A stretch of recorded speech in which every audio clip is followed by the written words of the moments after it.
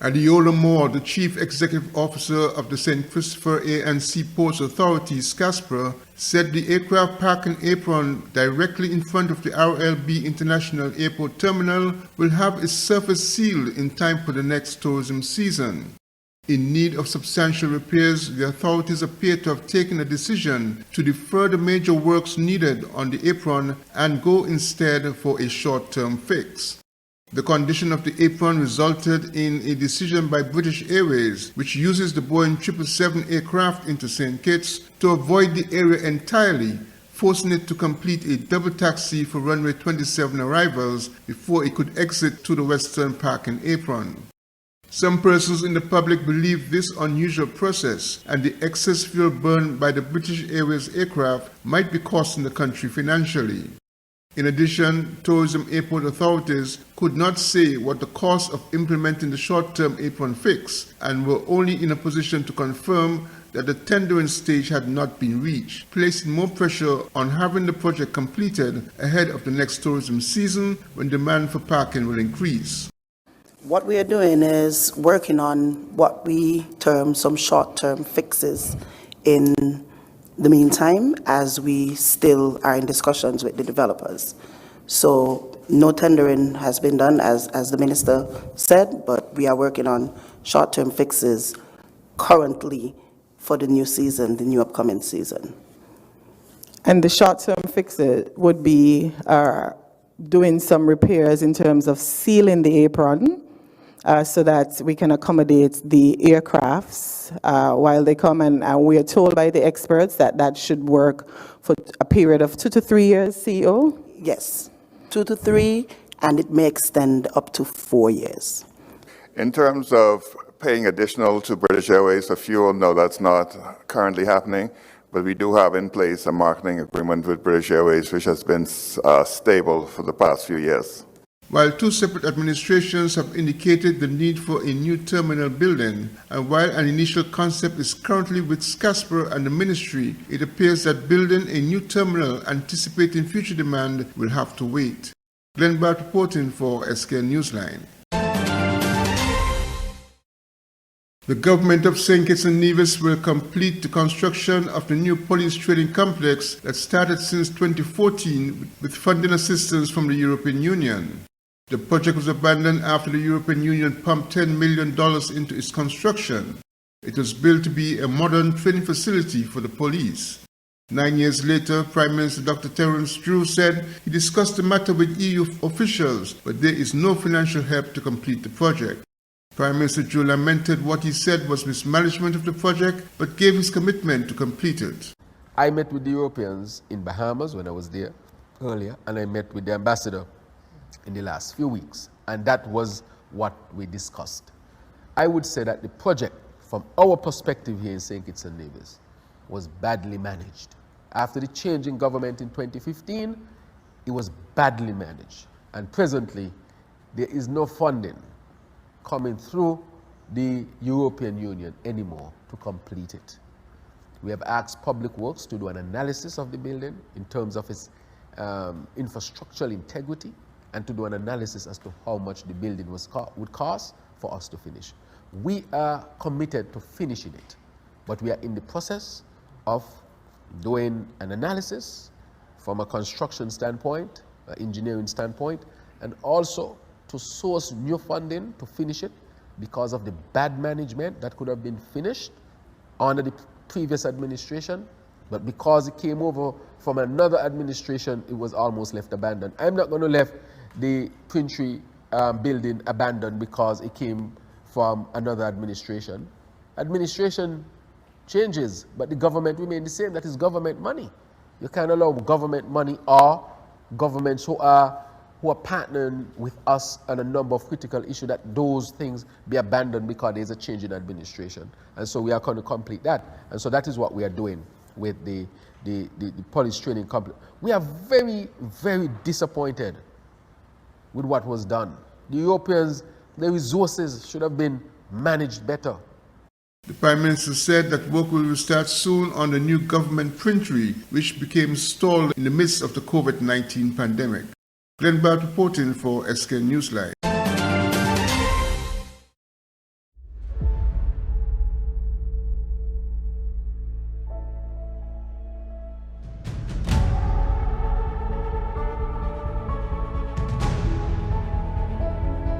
It's beautiful. He took one look at you and the angels started singing. Another wonderful day. What would you say about staying here for a few months or like a year, just so that we can be together again and just live and love and laugh and have fun and breathe?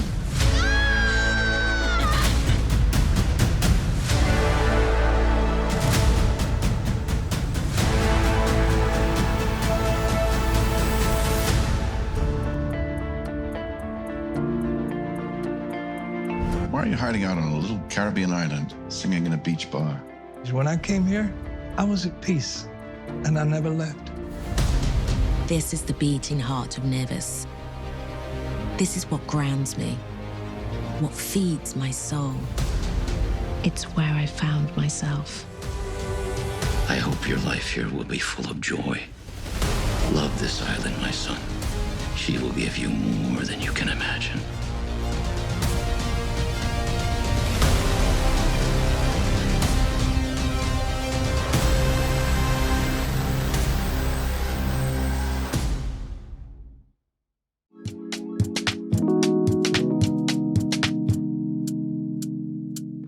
Want to buy some fresh fruits, vegetables, or ground provision, but don't have the time to go to the market or even to find parking? Look no further. Green Market and Delivery is your solution. Green Market and Delivery is an e-commerce store that sells and delivers local produce to customers in St. Kitts and Nevis. Anything you purchase, you can get fresh from the market and delivered directly to your door. Log on to www.greenmarketskn.com. Click on the e-store link, choose your items, and shop away. We have a wide array of products from fruits, vegetables, local products, spices and seasonings, and much more. Save time and energy. Shop on greenmarketskn.com, your one-stop shop for fresh local produce. Online radio has never been this great.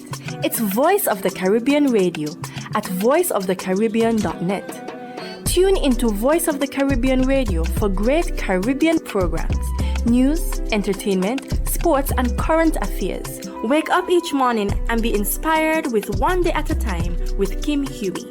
Stay abreast with news across the Caribbean and internationally with the Caribbean News Hour, and be entertained with shows like Reggaeville, Caribbean Classics, and Jive Music Show. Visit our website, download our Android mobile app, or listen us on TuneIn Radio. There is so much more on Voice of the Caribbean Radio, reaching the Caribbean and beyond. Check website or app for program schedule. The SKN Newsline website now offers you more news. Log on to www.sknnewsline.com for local, regional, and international news. You can also watch the latest newscast and keep abreast with news in sports, all from sknnewsline.com. That's www.sknnewsline.com. News at your fingertips. The Federation of St. Kitts and Nevis is gearing up for the 2023 edition of the Caribbean Premier League T20 tournament, which will feature 6 men's matches at the Warner Park Cricket Stadium. The first match at Warner Park will feature the home side St. Kitts and Nevis Patriots versus the defending 2022 CPL T20 champions Jamaica Tallawahs.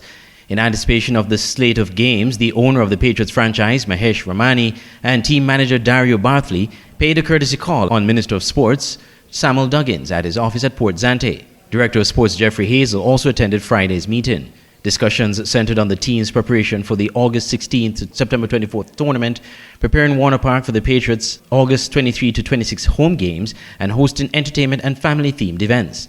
Director Hazel said the meeting was fruitful and both parties were excited about the cricket team's development.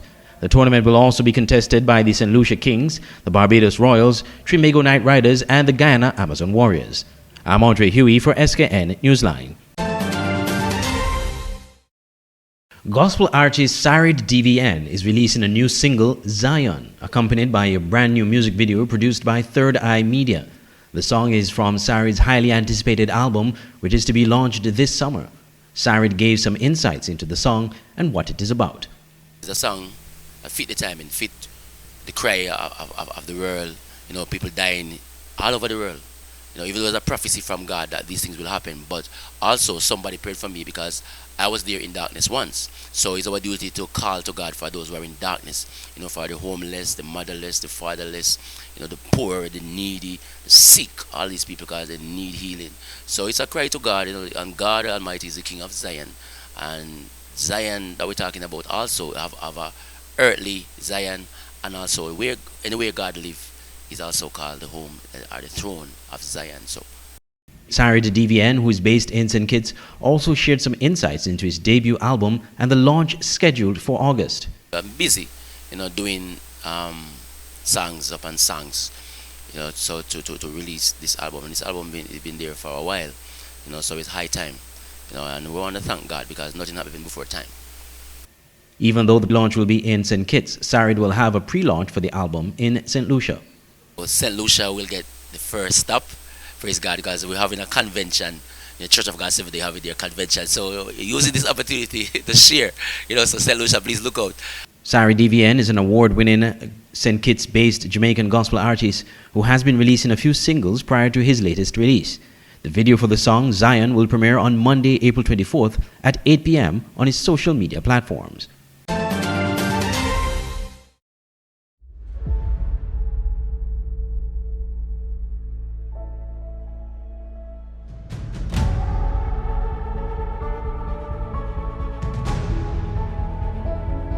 It's beautiful. He took one look at you and the angels started singing. Another wonderful day.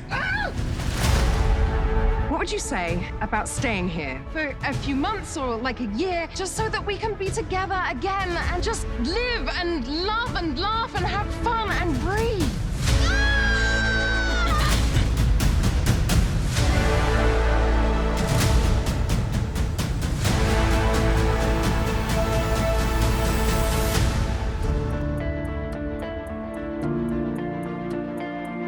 Why are you hiding out on a little Caribbean island, singing in a beach bar? When I came here, I was at peace, and I never left. This is the beating heart of Nevis. This is what grounds me, what feeds my soul. It's where I found myself. I hope your life here will be full of joy. Love this island, my son. She will give you more than you can imagine.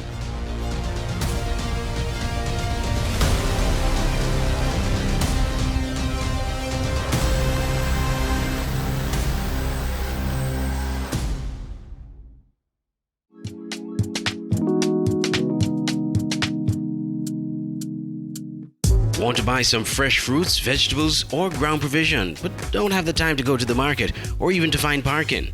Look no further. Green Market and Delivery is your solution. Green Market and Delivery is an e-commerce store that sells and delivers local produce to customers in St. Kitts and Nevis. Anything you purchase, you can get fresh from the market and delivered directly to your door. Log on to www.greenmarketskn.com. Click on the e-store link, choose your items, and shop away. We have a wide array of products from fruits, vegetables, local products, spices and seasonings, and much more. Save time and energy. Shop on greenmarketskn.com, your one-stop shop for fresh local produce. Online radio has never been this great. It's Voice of the Caribbean Radio at voiceofthecaribbean.net. Tune into Voice of the Caribbean Radio for great Caribbean programs, news, entertainment, sports, and current affairs. Wake up each morning and be inspired with One Day at a Time with Kim Huey. Stay abreast with news across the Caribbean and internationally with the Caribbean News Hour, and be entertained with shows like Reggaeville, Caribbean Classics, and Jive Music Show. Visit our website, download our Android mobile app, or listen us on TuneIn Radio. There is so much more on Voice of the Caribbean Radio, reaching the Caribbean and beyond. Check website or app for program schedule. The SKN Newsline website now offers you more news. Log on to www.sknnewsline.com for local, regional, and international news. You can also watch the latest newscast and keep abreast with news in sports, all from sknnewsline.com. That's www.sknnewsline.com. News at your fingertips.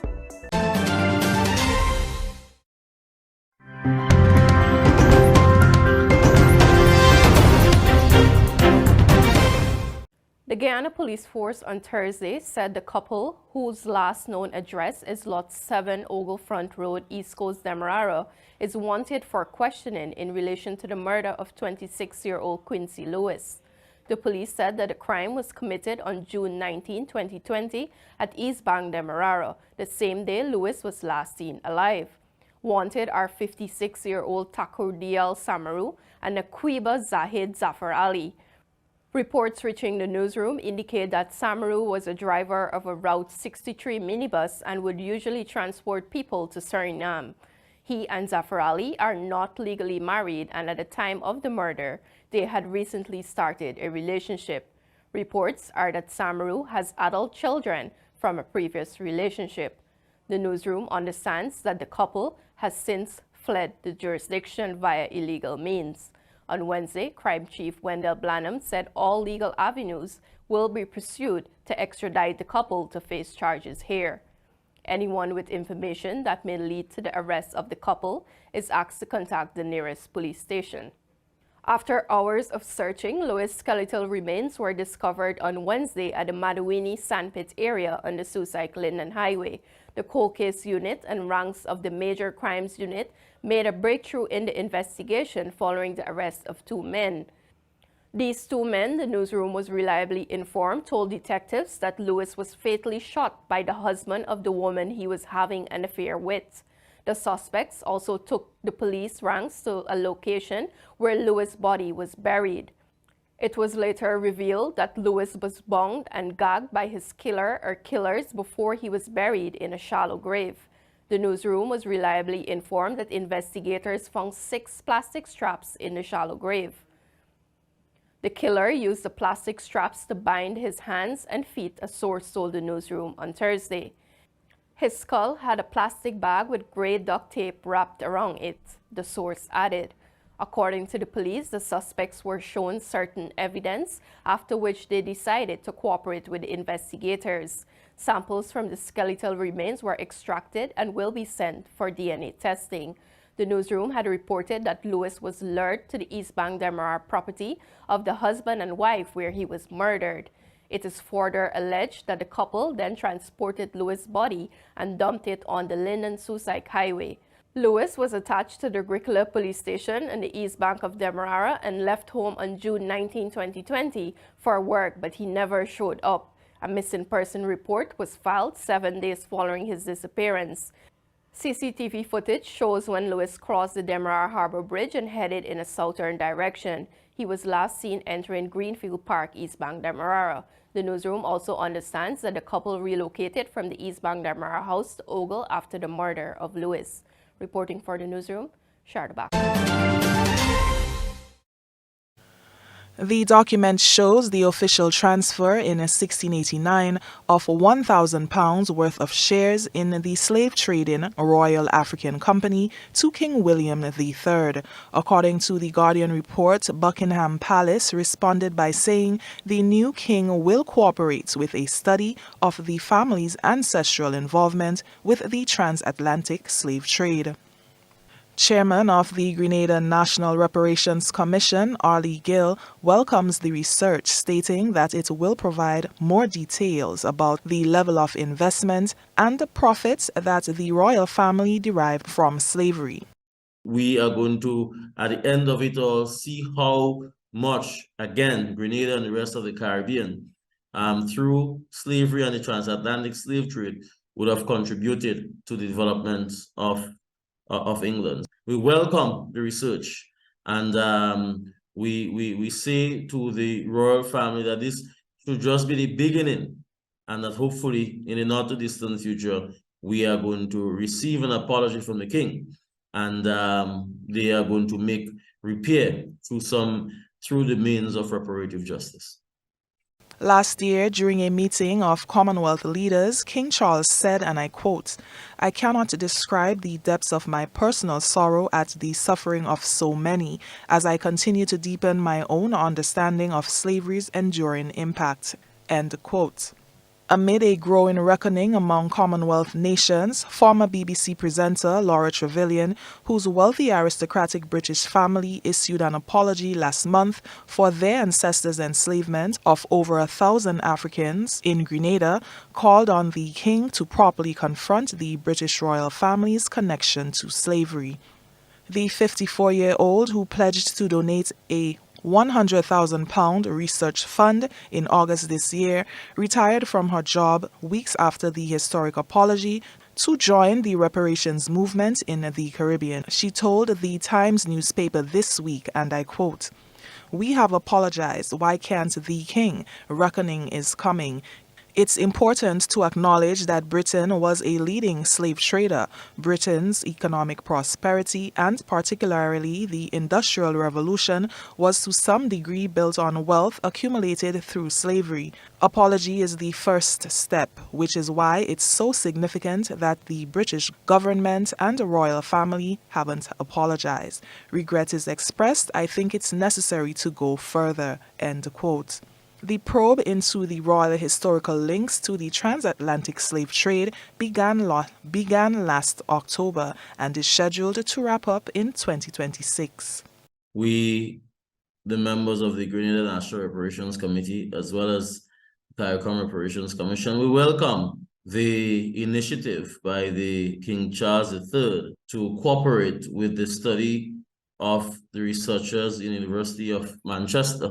We would like for Caribbean experts to be part of that research team so that we can even strengthen the independence of that research. We also would have liked for that research to not just only be limited to the Atlantic slave trade, but also to slavery on the plantations in the Caribbean so that we can get a holistic picture with regards to the royal family involvement in the Atlantic slave trade and slavery.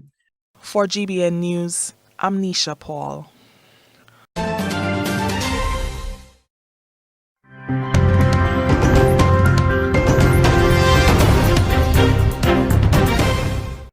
Getting towards the end of digesting a bit more of the statement. Ben, what more from that statement stands out to you?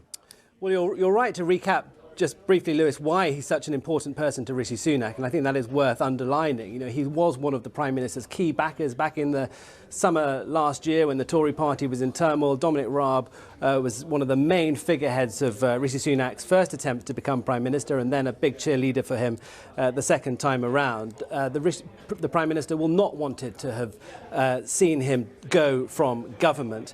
Reading further into this letter, it's interesting. Dominic Raab said that Mr. Tolley, Adam Tolley, concluded, "I had not once in 4.5 years sworn or shouted at anyone, let alone thrown anything or otherwise physically intimidated anyone, nor intentionally sought to belittle anyone."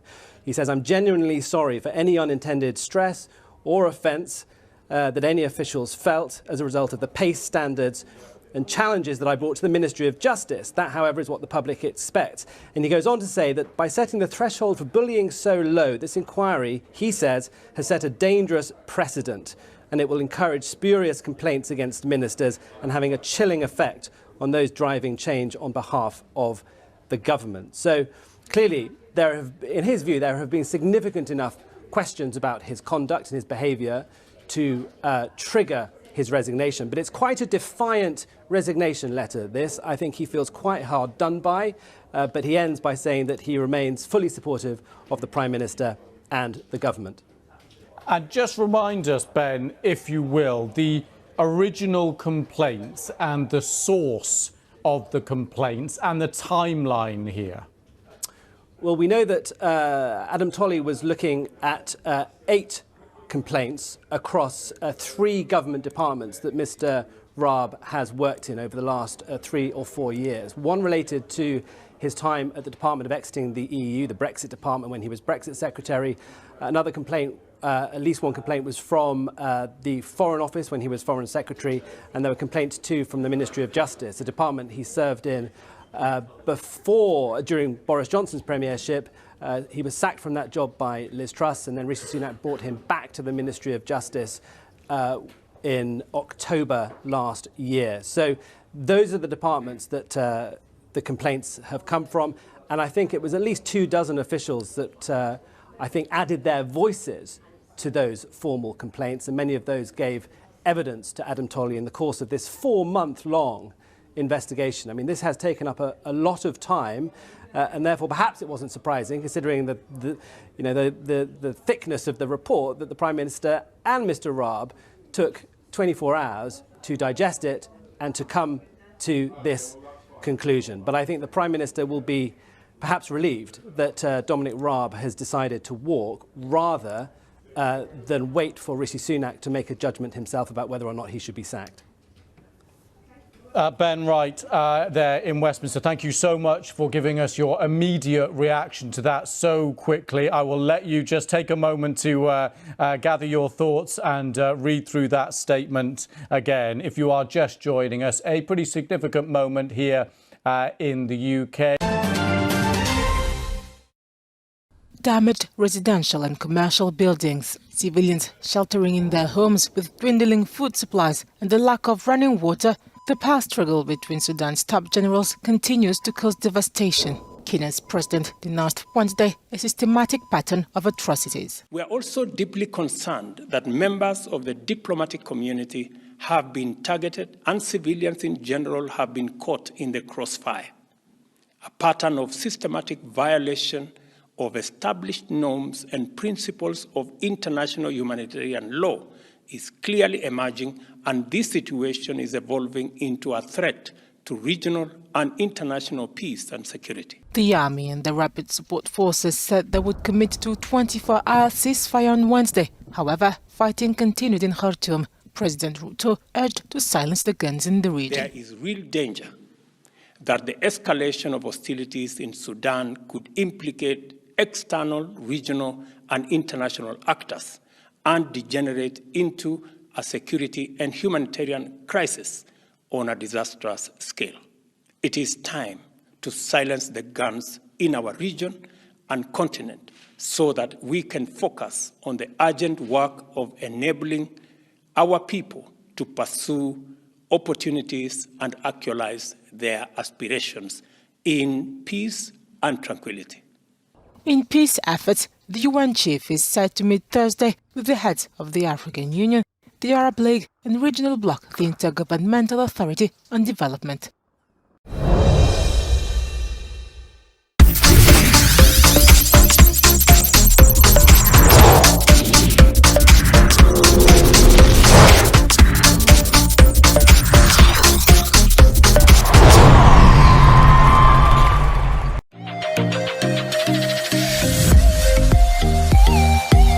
St. Kitts and Nevis creates history as the country will for the first time host the 2023 CONCACAF Caribbean Club Shield.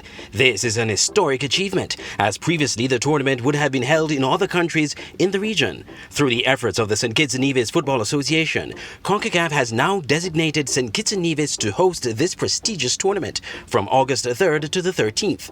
President of the SKNFA, Atiba Harris, said, "This is indeed a historic moment for the SKNFA and our country in being confirmed as host of the 2023 CONCACAF Caribbean Club Shield Tournament. The fact that CONCACAF has entrusted us as host shows the significant strides that we've made in the less than 2 years in raising the standard of football in our country. I would like to extend best wishes to all participating clubs, in particular SL Horsford St. Paul's United FC, who will be representing us as the defending champions of the SKNFA Premier Division." The Caribbean Club Shield is an annual Caribbean football competition for clubs that are members of the Caribbean Football Union, the CFU. This year, the defending SKNFA Premier League champions, SL Horsford St. Paul's United, will represent St. Kitts and Nevis.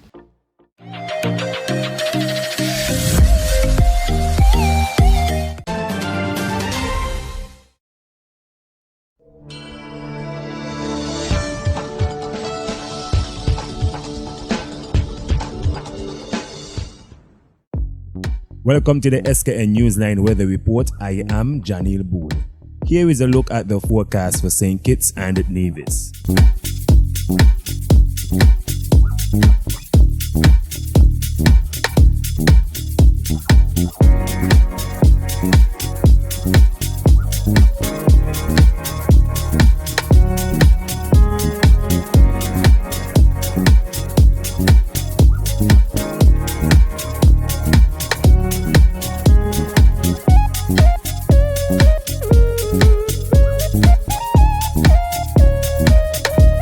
more detailed weather report, visit our website at www.sknnews9.com.